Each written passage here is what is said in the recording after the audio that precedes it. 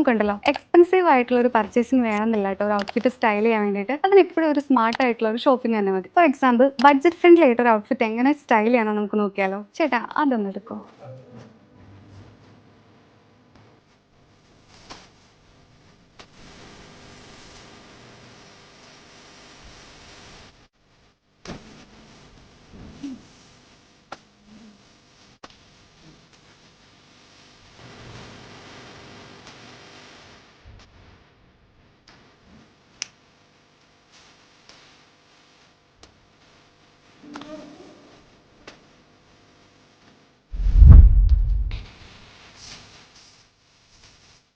Simple ആയിട്ട് casual ആയിട്ട് budget friendly ആയിട്ട് വേറെ പറ്റിയ കുറച്ച് കോൺസ്റ്റന്റ് കളക്ഷൻസ് ആയിട്ടാണ് നമ്മൾ കണ്ടത്.